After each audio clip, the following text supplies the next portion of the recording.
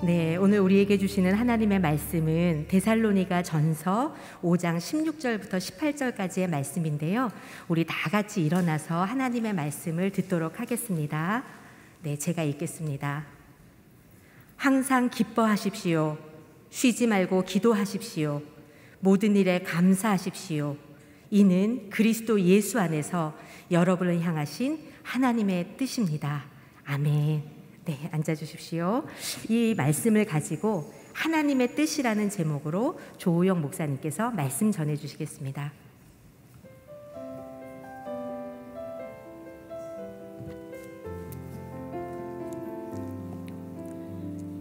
할렐루야. 오늘도 우리 여성예배 함께 하신 여러분들, 또 영상으로 함께 참여하시는 모든 분들 주님의 이름으로 환영하고 축복합니다. 오늘 말씀 듣기 전에 함께 기도하겠습니다. 하나님 감사합니다. 오늘도 주님의 발 앞에 저희들이 앉았습니다. 마리아처럼 가난한 마음을 주시고 주님을 사랑하는 마음을 주시고 주님의 마음에 있는 것을 소유하고 또 그 마음을 깊이 깨닫고자 하는 그 깊은 주님을 향한 사랑과 열정을 허락하여 주시옵소서. 그래서 하나님 저희의 삶이 변화되고 주님의 뜻을 따르는 귀한 은혜를 허락하여 주시옵소서.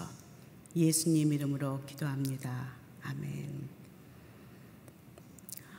오늘 이 데살로니가 전서에 나오는 이 데살로니가 교회는 사도 바울이 2차 전도 여행 때 개척한 교회입니다.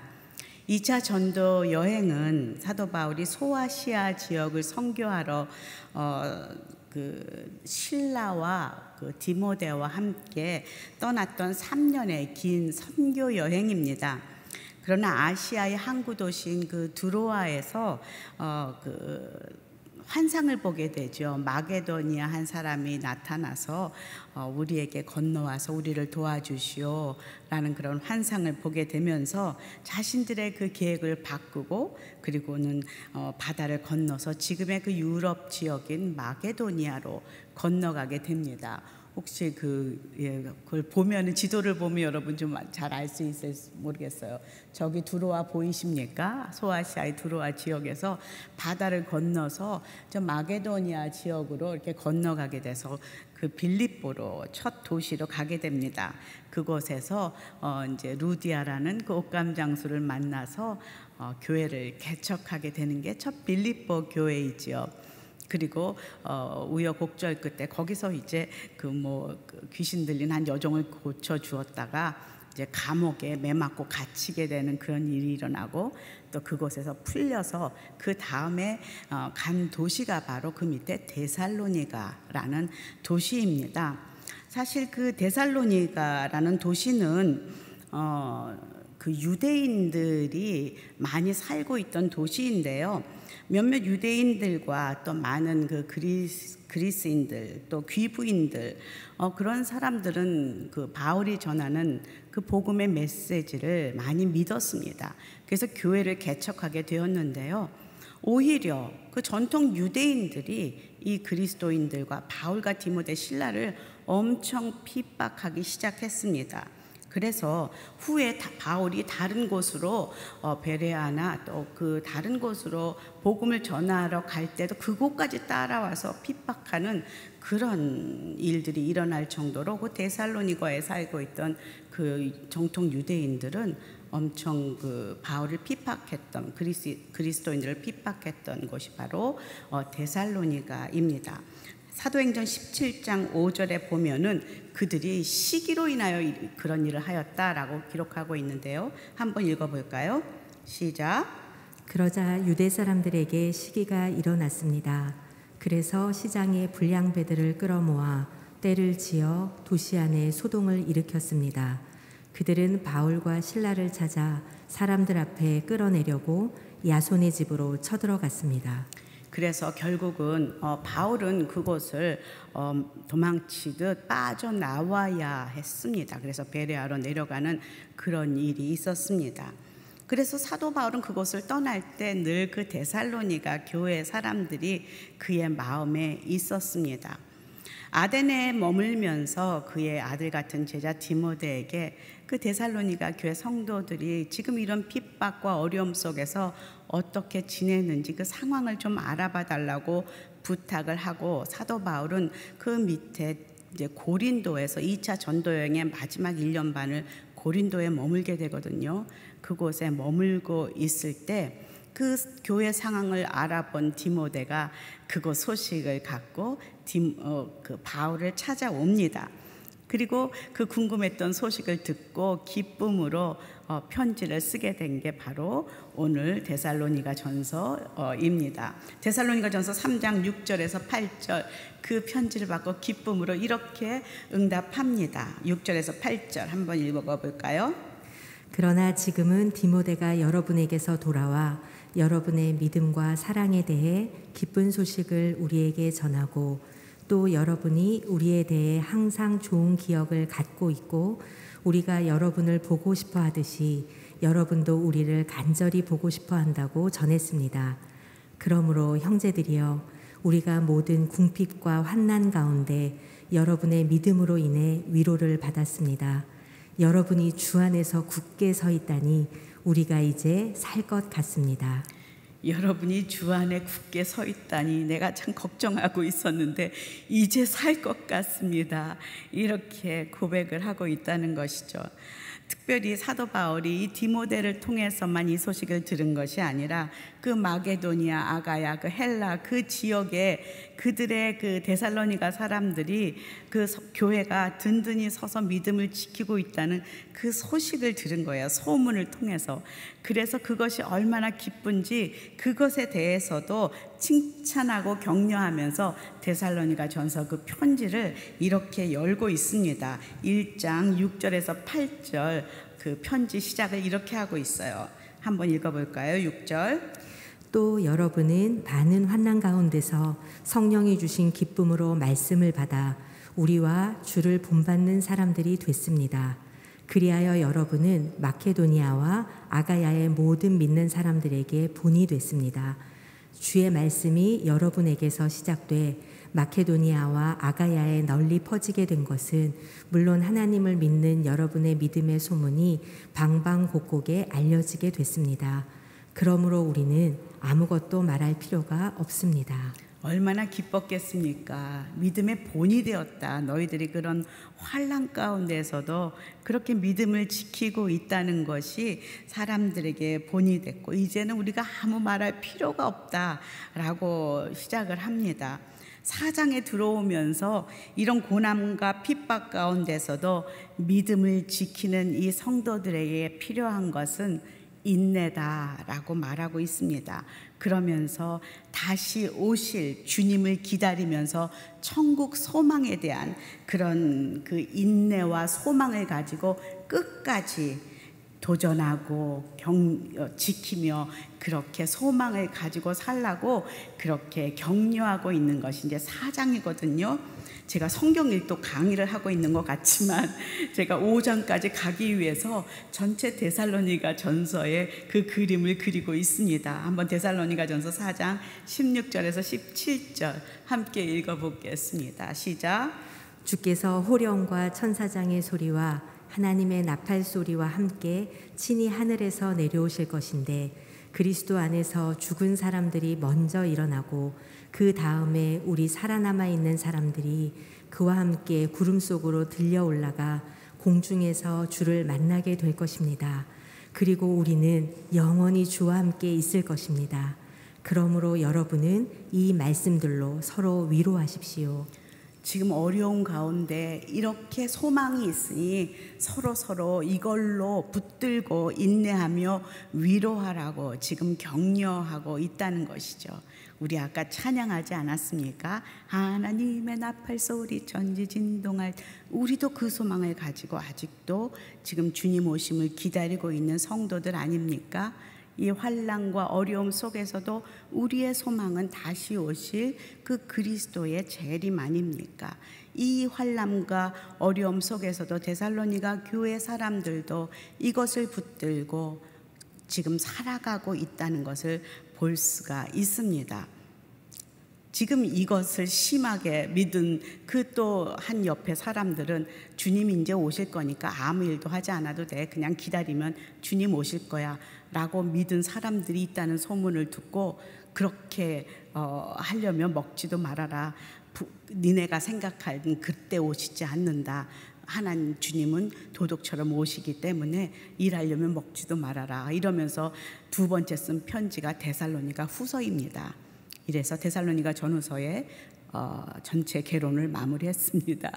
지금 어찌됐건 제가 옆으로 잠깐 빠졌는데요, 마지막 5장에 들어오면서 주께서 도적처럼 다시 임하실 것이다. 오직 깨어서 낮에 속한 자처럼 전신 갑주를 입고 믿음과 사랑의 가슴바지 갑옷을 입고 그리고 구원의 소망의 투구를 쓰고 그렇게 매일매일 낮에 속한 사람처럼 이 환난과 핍박을 이기며 인내하며 살아가자, 그렇게 격려하고 있습니다.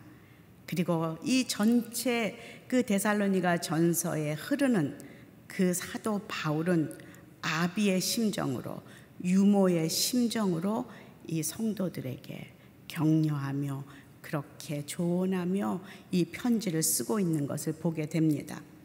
그래서 이 하늘의 소망이 이 땅 가운데서 이루어져서 살 수 있는 그 비밀은 무엇인가? 네가 하늘의 소망만 가지고 살 수가 없어. 그 소망은 이 땅 가운데에서 하늘처럼, 하늘의 뜻이 이 땅 가운데 이루어지는 것처럼 살 수 있는 비결이 있거든, 비밀이 있거든.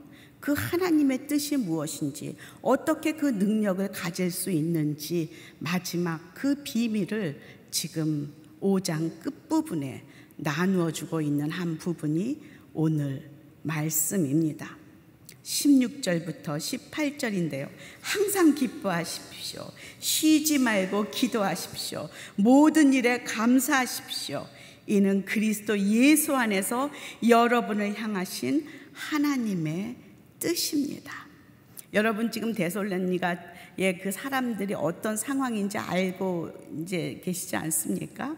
그 가운데 있는 사람들에게 항상 기뻐하십시오. 쉬지 말고 기도하십시오. 모든 일에 감사하십시오. 이게 하나님의 뜻입니다 라고 말하고 있어요. 아주 간단합니다. 그러나 실로 대단한 말씀입니다. 아주 쉬운 말씀 같지만 정말 어려운 말씀입니다. 너무 우리가 자주 듣고 많이 들어서 아주 쉽게 넘어갈 수 있는 말이지만 정말 잘 지켜지지 않는 말씀이 바로 오늘 이 말씀입니다. 성경 속에서 오늘 이 말씀처럼 하나님의 그 뜻이 정확하고 명쾌하고, 그리고 우리에게 하나님의 뜻이 무엇인지를 아주 확실하게 가르쳐주고 있는 구절이 또 있을까 할 정도로 쓰여 있는 그 구절이 바로 오늘 이 구절입니다. 항상 기뻐해라. 쉬지 말고 기도해라. 모든 일에 감사하라. 이것이 하나님의 뜻이다. 나의 뜻이다. 슬픔과 고난뿐인 이 땅에서 천국을 사는 방법, 하늘을 사는 비결을 지금 데살로니가 성도들에게, 그리고 이 시대를 살고 있는 저와 여러분에게도 동일하게 제시하고 있다는 것이죠. 여러분, 우리가 살아가면서 정말 기쁘고 감사하고 늘 기도할 수 있으면 그게 천국이 아니겠습니까? 진짜 우리가 마음이 기쁘고 정말 감사하고 정말 기도가 저절로 매일매일 나오고, 그것보다 더 기쁜 천국이 어디 있겠습니까? 상황과 상관없이. 안 그래요? 여러분, 그 세상에서 이 천국을 누린 사람이 이 데살로니가 사람이 쓴 찬양이 아닌가 싶을 정도로 우리가 잘 아는, 부르는 찬양이 있지 않습니까? 내 영혼이 은총 입어 중한 죄짐 벗고 보니 슬픔 많은 이 세상도 뭘로 변했어요? 천국으로 와도다. 높은 산이 거친 들이 조막이나 궁궐이나 내 주 예수 계신 곳이 그 어디나 어디라고요? 하늘나라. 또 뭐죠? 주의 얼굴 뵙기 전에 멀리 뵈던 하늘나라 내 마음속에 이루어지니 날로 날로 가깝도다. 할렐루야 찬양하세. 내 모든 죄 사함받고 주 예수와 동행하니 그 어디나 하늘나라. 아멘. 데살로니가 사람이 쓴 찬양 같아요. 상관없었어요. 환난과 핍박이 있든지 코로나가 있든지 이런 어려운 시대에 살고 있든지 지금 이 하늘나라가 천국이 그들의 삶 가운데 임하는 현장을 경험한 사람이 이 찬양을 쓰고 있고, 그리고 이 시대에 저와 여러분이 이 찬양을 부르고 있다는 것이죠. 오늘 이 말씀을 좀 하나씩 한 구절씩 좀 짚고 넘어가 보도록 하겠습니다. 항상 기뻐하는 것이 하나님의 뜻입니다. 함께 저와 외쳐볼까요? 시작. 항상 기뻐하는 것이 하나님의 뜻입니다. 아멘. 아멘. 아멘. 여러분 살아오면서 언제 기쁘셨어요? 한번 생각해 보세요. 언제 기쁘셨어요? 내가 그 남자를 처음 만났을 때 정말 기뻤어. 요즘도 기쁘세요? 그 남자? 내가 그 아이를 처음 낳았을 때 정말 기뻤어. 요즘도 그 아이를 볼 때마다 그렇게 그 기쁨과 감격이 올라오세요? 내가 그 첫 집을 샀을 때 정말, 내가 그 첫 차를 구입했을 때, 내가 정말 그 대학을 졸업했을 때, 그 대학에 들어갔을 때, 첫 손주가 생겼을 때, 다 우리가 그 기뻤던 기억을 가지고 있습니다. 그런데 한 가지 확실한 것은 그 기쁨이 영원하지 않다는 것을, 그리고 언젠가는 사라진다는 것을 경험해 본 사람은 다 압니다. 물론 사람마다 그 기쁨을 지탱하는 그 기간들은 좀 다 다를 수가 있습니다.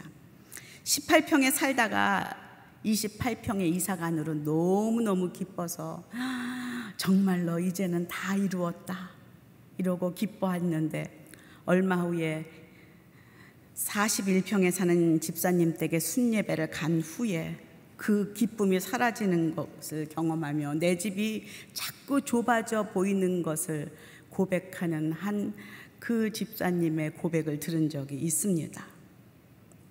아침에 큐티를 잘하고 나서 기도를 마쳤는데 사촌 언니가 아파트를 분양받았다는 전화를 받고 마음이 불행해지기 시작하는 그 상담 전화를 극동방송에서 들은 적이 있습니다. 그것이 우리의 기쁨의 수준입니다. 그것이 우리가 추구했던 평안입니다. 나의 안락함에서 오는 기쁨과 평안. 아무 일도 일어나지 않으면, 그저 내가 편안하면 우리는 기쁘다고, 그리고 평안하다고, 행복하다고 착각합니다. 그리고 뭔가 좀 흔들리면 우리는 불행해졌다, 뭔가가 힘들어졌다 라고 생각하며 불행하고 눈물을 흘리며 슬퍼합니다. 라오디게아 교회가 대표적인 그런 생각을 하고 있었습니다. 계시록 3장 17절에 라오디게아 교회가 그렇게 자신들이 풍요로움에 대해서 행복함을 고백하고 있습니다. 3장 17절 함께 읽어볼까요? 시작. 내가 말하기를 나는 부자라 풍족해서 부족한 것이 하나도 없다고 하나 너는 자신이 비참하고 불쌍하고 가난하고 눈멀고 벌거벗은 사람임을 알지 못한다. 하나님이 우리를 보시는 눈이 정확하십니다.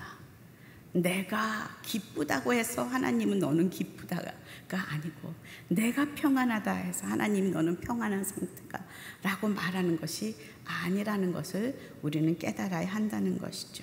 지금 사도 바울은 마게도니아에서 가장 핍박받고 있는 데살로니가 교회를 향하여서 핍박 가운데에서도 기쁨으로 믿음을 지키며 하나님의 뜻을 행하고 있는 성도들이기에 그들을 칭찬하고 있습니다. 코로나 가운데에서도 평안하지 못한 이 가운데에서도 평안하고 기뻐하는 것을 하나님은 칭찬하고 있는 그 기쁨을 의미하고 있다는 것이죠. 데살로니가전서 1장 6절에 이렇게 말하고 있습니다. 시작. 또 여러분은 많은 환난 가운데서 성령이 주신 기쁨으로 말씀을 받아 우리와 주를 본받는 사람들이 됐습니다.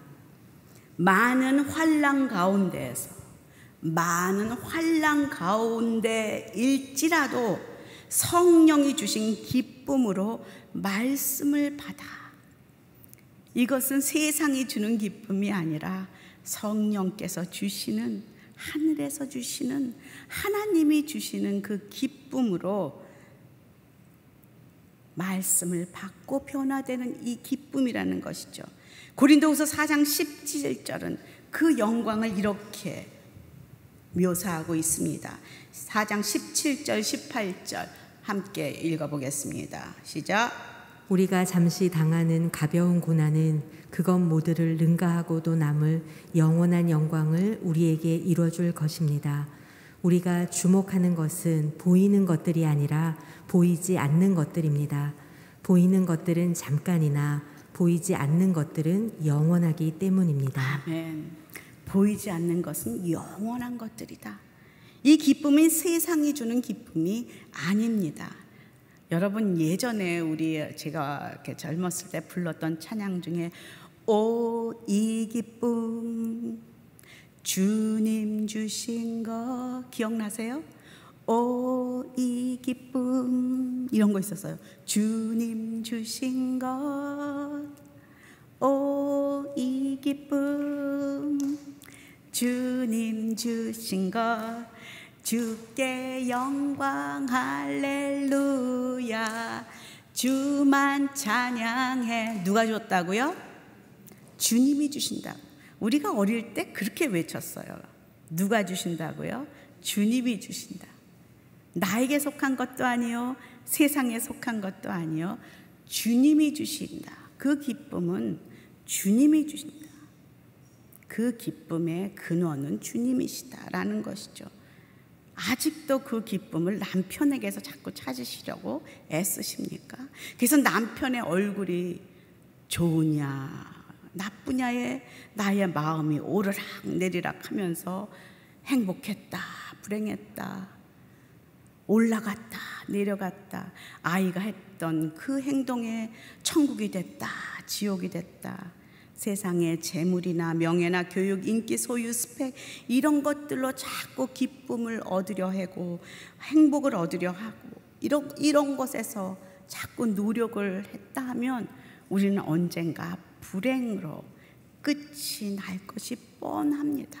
왜냐하면 그것들은 우리에게 참 기쁨을 줄 것들이 아니요, 마치 솔로몬이 헛되니 다 헛됐다 이런 탄식을 줄 것이기에 얼른 돌이켜야 하는 것이기 때문입니다. 기쁨의 근원은 예수님이십니다. 그러기에 그분에게 나아가 참 기쁨을 구할 때에 하늘의 기쁨으로 채우시는 그 은혜를 경험하게 될 줄로 믿습니다. 그것이 바로 항상 기뻐할 수 있는 비밀이요, 그것이 하나님의 뜻입니다. 요한복음 16장 24절 이렇게 말씀하고 있습니다. 지금까지는 너희가 내 이름으로 아무것도 구하지 않았다. 그러나 뭐래요? 구하라.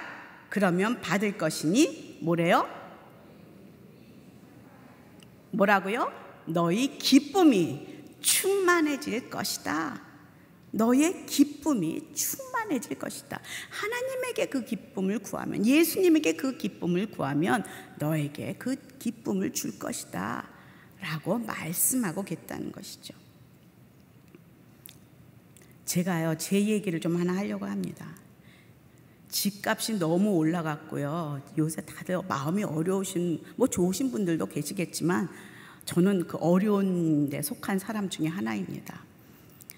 집값이 너무 올라갔고 마음이 좀 어려웠던, 왜냐하면 집을 이제 팔고 너무 집값이 올라갔고 이제 힘들었던 그런 마음이 있었습니다. 그런데 그 어려운 가운데에 있으면 당연하게 마음이 기뻐하지 않고, 그리고 감사가 되지 않고 기도도 되지 않는 저를 바라보게 됩니다.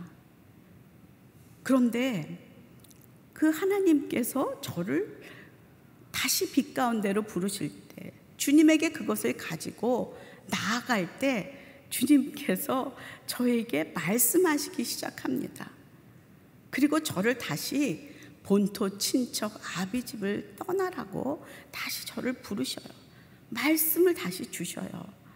내가 너를 평생 본토 친척 아비집을 떠나게, 그래서 어릴 때부터 너를 정말 만날 때부터 가진 그 모든 것을 내려놓고 미국에서 한국으로, 한국에서 또 너를 이렇게 세우고 이렇게 너를 인도하여 왔고, 이제는 너가 또다시 나와 함께 또 가나안, 영원한 가나안으로 나와 함께 가는 그 여정 가운데 왜 또 하란에서 자꾸 집을 짓고 살려고 하느냐.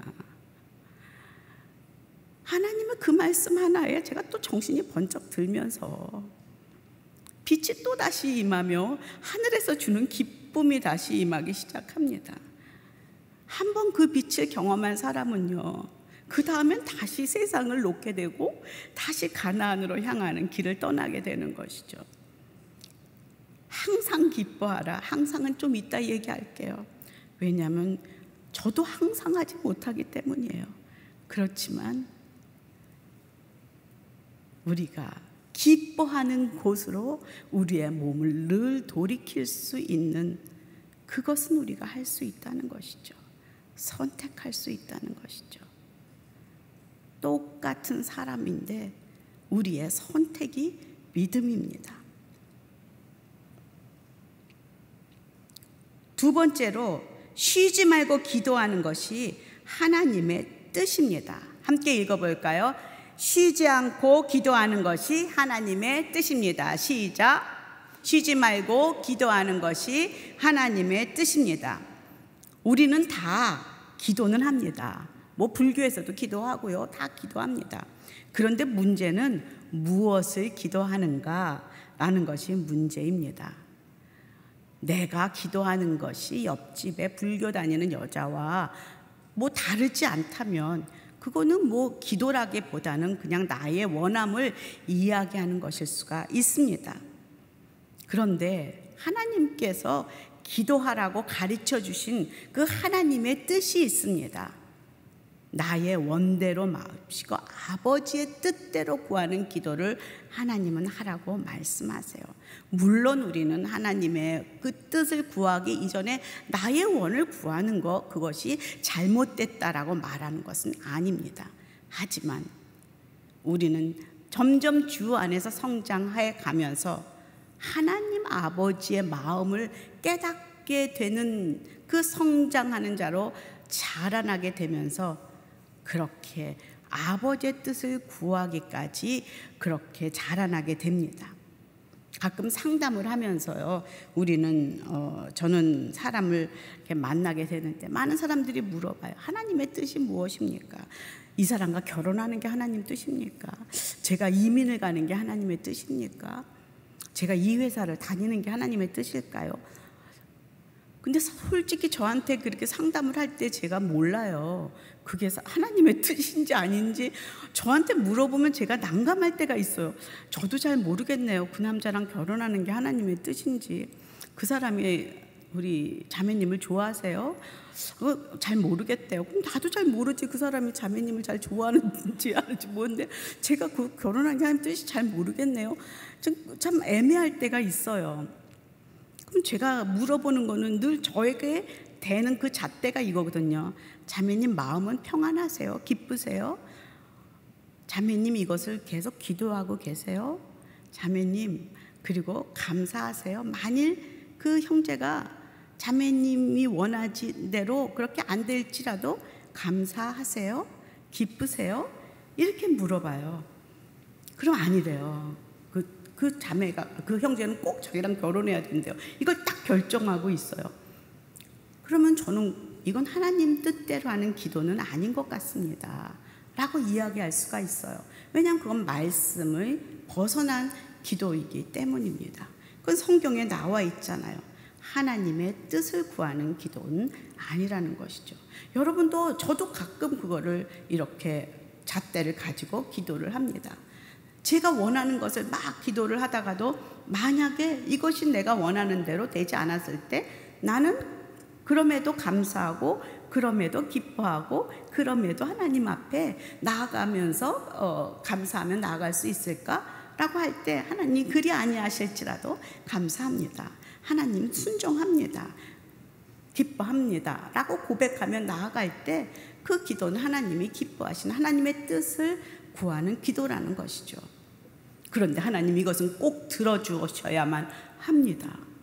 하나님 이것은 하나님이 제가 새벽 기도를 지금 40일째 하고 있는데 안 들어주시면 말도 안 됩니다. 이러면서 하나님을 협박하면서 기도하는 이것은 하나님의 뜻을 구하는 기도일까요?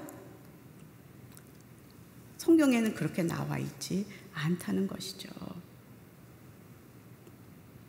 여러분 너무나 잘 아시는 누가복음 22장에 예수님은 뭐라고 기도하세요? 만일 아버지의 뜻이면 내게서 이 잔을 거둬 주십시오.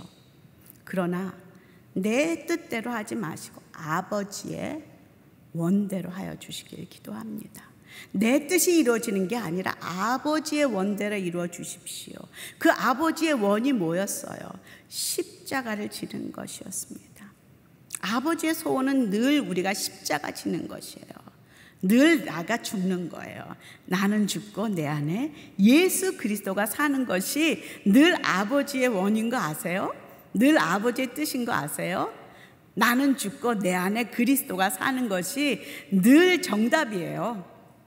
늘 정답이에요. 그거는 확실해요. 내가 살려고 자꾸 버둥버둥하면요 많은 사람 다쳐요.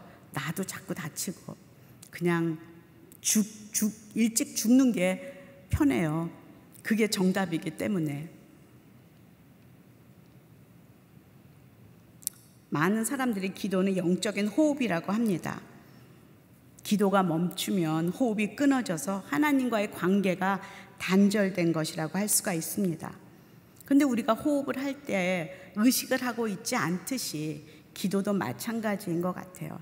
우리가 날짜를 정해놓고 시간을 정해놓고 뭐 이렇게 물론 뭐 이렇게 40일 뭐 시간 뭐 어떤 장소 이렇게도 우리가 특별히 기도를 하고 있지만 이 기도는 하나님과 늘 친밀한 대화라고 생각합니다.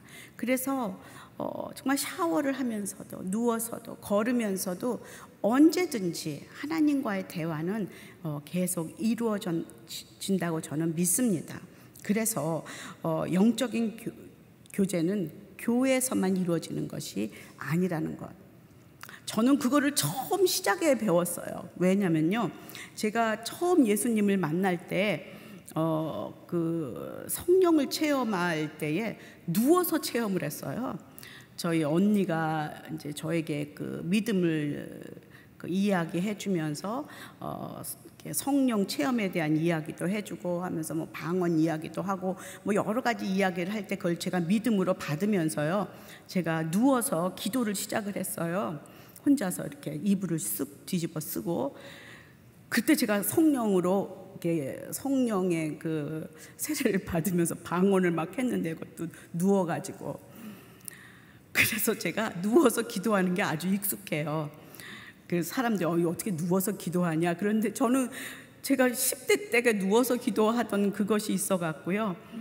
누워서 기도하는 것에 대해서 저는 하나님과 이렇게 치밀하게 그때 했던 것을 기억을 합니다. 어떤 사람은요, 샤워할 때 그렇게 하나님과 치밀한 대화를 한다는 이야기도 들었어요. 뭐 화장실에서 할 수 있고요, 걸어가면서 산책하면서도 할 수 있고요. 늘 친밀한 대화. 그래 우리가 늘 언제든지 쉬지 않고 기도할 수 있는 비결은 그렇게 대화하는, 함께 계시는 하나님과 늘 살고 있는 분과 대화하는 그런 것이죠. 하나님과 기도할 때 제일 좋은 건요, 솔직한 거예요. 솔직하게. 예전에 어떤 목사님이 하도 한국말 하기가 힘들어 갖고서 저희 교회, 제가 예전에 얘기한 것 같아요. 2세 목사님이 오셨는데 설교 너무 잘하신데 한국말로 설교를 하니까 너무 힘들어 갖고 본인이 한국말 기도를 연습해야 되겠다 그래서 뭐 전능하사 뭐 천지를 만드신 하나님 막 이렇게 막 한국말로 기도 연습을 하는데 너무너무 힘들어 갖고 막 울었대요. 울다가 그냥 하나님 앞에서 아빠 힘들어 그렇게 기도했다고 했는데 하나님께서 그때 막 성령의 기름 부으심을 경험했다고 뭐 그런 얘기를 이렇게 설교한 적이 있어요. 미사역으로 하나님 앞에 나아갈 필요 없습니다. 아빠 힘들어. 그냥 그 한마디면 좋겠는데요. 정말 그렇게 간단하게. 로마서 8장 26절, 성령께서 우리의 기도를 도우시거든요. 함께 읽어볼까요? 시작. 성령께서도 우리의 연약함을 도와주십니다. 우리는 마땅히 무엇을 기도해야 할지 알지 못하지만 오직 성령께서 친히 말로 할 수 없는 탄식으로 우리를 위해 간구하십니다. 아멘. 그래서 한 가지 확실한 것은 늘 성령님의 도우심을 먼저 간구할 필요가 있어요. 성령님 함께 하시죠. 성령 하나님, 그분의 그 능력에 의지해서 기도하십시오. 세 번째로, 모든 일에 감사함이 하나님의 뜻입니다. 시작. 모든 일에 감사함이 하나님의 뜻입니다. 감사함이라는 것은요, 하나님 앞에 나아갈 때, 또 예배하러 나아갈 때, 하나님의 임재 앞에 나아갈 때 꼭 가지고 나아갈 패스포드 같은 그런 것 같아요. 빌립보서 4장 6절 한번 읽어볼까요? 시작. 아무것도 염려하지 말고 오직 모든 일에 기도와 간구로 여러분이 구할 것을 하나님께 감사함으로 아뢰십시오. 뭐로 아뢰라고요? 감사함으로. 기도도요, 감사함이라는 그것을 가지고 먼저 아뢰래요. 골로새서 4장 2절도 볼까요? 항상 기도에 힘쓰고 기도 가운데 감사함으로 깨어 있으십시오. 아멘. 시편 100편 4절에도요, 한번 읽어볼까요? 감사하면서 그 문으로 들어가고 찬양하면서 그 뜰로 들어가라. 그분께 감사하고 그 이름을 찬양하라. 아멘. 감사함으로 그 문에 들어가며 그의 궁정에 들어가. 하나님의 임재에, 하나님의 예배에, 하나님의 영이십니다. 그분 앞에 들어갈 때에 이 감사함이라는 것은 필수적인 그런 그 단어가 생각이 안 돼요. 패스포드 같은 우리가 들고 가야 할 우리의 재물입니다. 우리의 그 하나님께 드릴 재물이 감사함이라는 거예요. 그래서 내가 하나님의 뜻을 행하고 있는가 아닌가를 가장 잘 알 수 있는 것 중에 하나가 내 안에 감사가 있는가 아닌가, 이거를 점검하는 일이라고 저는 믿습니다. 종종 내 안에 감사 대신에 두려움과 염려가 더 많을 때가 있습니다. 감사 대신에 불평과 불만이 더 많을 때가 있는 나를 발견한다면 어김없이 나는 하나님의 뜻과 멀어져 있다는 것을 알아야 합니다. 저는 이것을 이렇게 묵상하면서 기쁨과 기도와 감사, 이 세 가지 하나님 뜻은요, 서로 다 연결이 돼 있다라는 것을 보게 됩니다. 기도는 하는데 감사가 없는 것은 하나님의 그 뜻을 이루는 그런 기도가 아닙니다. 기도하는데 기쁨이 없다, 계속 두려움과 염려가 있다, 이런 것도 하나님의 뜻이 아니라는 것이죠. 또 입으로는 뭐 기쁘다 하지만 얼굴이 기쁘지 아니하고 마음에 감사가 없다면 그건 또 하나님의 뜻이 아닌 것이죠. 이게 다 연결이 되어 있어서요, 하나가 삐끄덕해도 이것은 하나님의 뜻을 지금 이루고 있지 않다는 것을 보게 됩니다. 다 연결이 돼 있다는 것을 알 수가 있습니다. 항상 기뻐하고 쉬지 말고 기도하고 모든 일에 감사하는 이 세 가지는 다 연결이 돼 있기 때문에 우리가 하나님의 뜻을 행하는 것을 다 세 가지를 함께 하도록 결정을 해야 된다는 것을 오늘 말씀을 묵상하면서 깨닫게 됩니다. 세 가지 다 선택할 것인가 말 것인가, 한 가지만 할 수가 없다는 거예요. 요즘같이 코로나 시대에 정치 경제적으로 어렵지 않습니까? 이때에 이 감사와 기쁨의 기도 대신에 걱정과 염려의 말들이 우리 마음을 차지하고 이끌어가고 있는 현실입니다. 그럼에도 불구하고 오늘 우리가 이 말씀 속에서 깨닫는 것은 하나님의 뜻을 따르기로 결정하는 것이죠.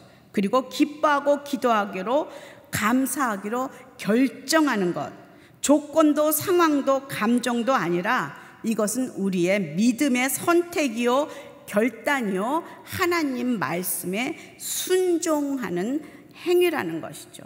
그것이 하나님의 뜻을 따르기로 결정하는 것입니다. 그것이 바로 믿음이라는 것이에요. 특히 우리가 많이 들었던 이 말씀 앞에 항상, 그리고 또 쉬지 말고 모든 일에, 이 세 가지 이 단어가 우리를 좀 주눅들게 합니다. 기도하고 기뻐하고 감사하고 이거는 조금 그런데 항상 기도하라, 항상 기뻐하라, 쉬지 말고 기도하라, 모든 일에 감사하라, 이게 대단히 부담스러운 단어가 아닌가. 그래서 주눅이 들어서 옴싹달싹 못하고 포기하게 됩니다. 그런데요, 저는 그냥 인정합니다. 이 단어는 나에게 속한 단어가 아니라는 걸. 나는 항상 할 수 없다. 그냥 항복, 나는 못합니다. 나는 그렇게 할 수 없습니다. 그런데 저는 그럼에도 불구하고 결정합니다. 하기로. 왜? 그것이 하나님의 뜻이기 때문에 결정합니다. 아마 사단은 매일매일 나에게 정죄하며 손가락질하며 이렇게 말할 거예요. 내가 매일매일 할 수도 없는데, 항상 할 수도 없는데, 쉬지 않고 기도할 수도 없고, 모든 일에 감사할 수도 없는데 어떻게 이것을 할 수 있느냐? 너에겐 능력도 없는데 시작도 하지 마. 너 또 실패할 건데, 또 넘어질 건데, 또 불평할 건데, 또 염려할 건데, 내일 똑같은 데서 또 너는 실패할 건데. 그때 저는 이렇게 말할 것입니다. 그래, 내 안에는 그 능력 없어. 그리고는 이 말씀을 외칠 겁니다. 빌립보서 4장 13절 함께 큰 소리로 외쳐봅시다. 시작. 내게 능력 주시는 분 안에서 내가 모든 일을 감당할 수 있습니다. 한 번 더 외쳐볼까요? 내게 능력 주시는 분 안에서 내가 모든 일을 감당할 수 있습니다. 아멘. 그분이 능력을 주시면 나는 할 수 있습니다 라고 사단에게 저는 외칠 것입니다. 너가 뭐라고 그거를 야, 너같이 그렇게 작은 애가, 너 나이도 많은데 지금 뭘 그런 걸 한다 그러냐. 야, 나는 희작도 말아라. 계속 참소하며 또 너를 넘어뜨리고 또 회방하고 또 다리를 걸고 할 때에, 너는 작은 자라고 또 나를 참소할 때에 이렇게 또 나는 외칠 것입니다. 고린도전서 1장 28절에서 29절입니다. 시작. 또한 하나님께서는 잘난 체 하는 것들을 없애시려고 세상의 천한 것들과 멸시받는 것들과 아무것도 아닌 것들을 택하셨습니다. 이는 어떤 육체라도 그분 앞에서 자랑하지 못하게 하려는 것입니다. 우리가 이걸 항상 할 수 있으면, 언제나 기도할 수 있으면, 모든 것을 다 할 수 있으면 아마 우리는 내가 하나님이라고 자랑질하고 다닐 겁니다. 우리는 그걸 할 수 없는 연약한 존재입니다. 인정합니다. 그러기에 오늘도 하나님이 필요합니다. 저는 그런 연약한 사람임을. 그렇지만 결정합니다. 왜? 그것이 하나님의 뜻이기 때문입니다. 바로 데살로니가 성도들이 자신의 연약함과 고난 속에서 성령이 주신 기쁨을 경험할 수 있었던 비밀은 바로 여기에 있었다는 것이죠. 우리는 할 수 없었지만은 내 안에 성령께서 할 수 있도록 그들을 인도해 주셨다는 것이죠. 그러기에 내가 믿음으로 그것을 선택할 때에 성령님께서 일하신다는 것이죠. 그래서 바로 이 18장이 끝난 바로 다음에 19장에 사도 바울은 이렇게 다시 한번 외칩니다. 5장 19절입니다. 성령을 소멸하지 마십시오. 뭐라고요? 성령을 소멸하지 마십시오. 이것의 원동력은 뭐예요? 성령입니다. 이때 우리에게 필요한 것은 무엇입니까? 인내입니다. 인내입니다. 한순간에 이루어지지 않습니다. 매일매일 순간순간 믿음으로 하나님의 뜻을 선택하며 나아갈 때에 우리는 어느덧 항상 기뻐하고 쉬지 않고 기도하고 모든 일에 감사하는 주의 자녀로 변화될 수 있고 믿음으로 바라보고 그리고 그리스도의 장성한 분량까지 이룰 수 있음을 믿습니다. 그래서 어느덧 하루하루 변화될 때에 내가 이만큼 변화되었네. 우리도 깜짝 놀라는 그런 우리의 모습이 될 줄로 믿습니다. 마지막 데살로니가 전서 결론입니다. 데살로니가 교회 성도들에게 마지막으로 격려하고 있습니다. 사도 바울은 너희들이 그렇게 믿음으로 살게 하실 분이 바로 하나님이시다. 마지막 데살로니가 전서 5장 24절에 그렇게 그들을 격려하며 이 편지를 닫고 있습니다. 데살로니가 전서 5장 24절입니다. 함께 큰 소리로 읽어볼까요? 여러분을 부르시는 분은 신실하시니 그분이 또한 이루실 것입니다. 아멘. 한번 다시 읽어볼까요? 여러분을 부르시는 분은 신실하시니 그분 또한 이루실 것입니다. 우리 여러분에게 자기 이름을 넣어서 한번 읽어볼까요? 여러분 한번 다시 한번 말씀을 띄워주세요. 나를 부르시는 분은 하나님이시니 시작. 호영이를 부르시는 분은 신실하시니 그분이 또한 이루실 것입니다. 아멘. 그것이 비밀입니다. 그것이 데살로니가 성도들이 승리할 수 있도록 지금 그 믿음을 지키는 그 비밀이요 그들이 그 결론이라는 것을 오늘 말씀 속에서 우리가 함께 묵상합니다. 오늘 데살로니가 전서를 다 마친 것 같습니다. 오늘 찬양 함께 했으면 좋겠는데요. 함께 찬양을 할 것은요, 제가 준비했던 찬양이 있었는데요, 아까 기도하면서 저 밑에서 갑자기 바뀌었어요. 주님 마음 내게 주소서. 이 찬양을 갑자기 우리 권사님 기도하는 중에 이 찬양을 이렇게 마음에 주셨습니다.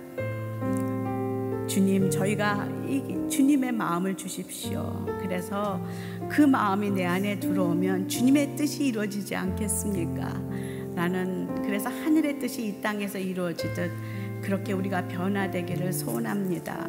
그런 마음으로 이 찬양이 마음에 들어왔어요. 우리 그 마음을 가지고 함께 찬양했으면 좋겠습니다. 보소서 주님, 보소서 주님, 나의 마음은 선한 것 하나 없음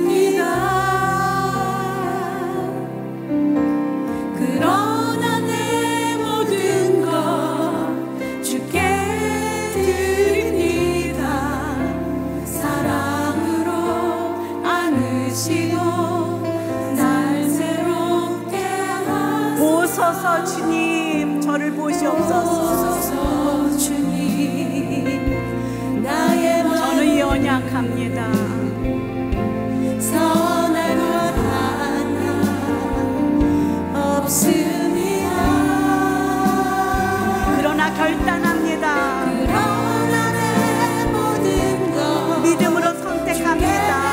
드립니다. 사랑으로 안으시고 날 새롭게 하소서. 아멘. 주님의 마음을 제게 주시옵소서. 주님 마음 내게 주소서.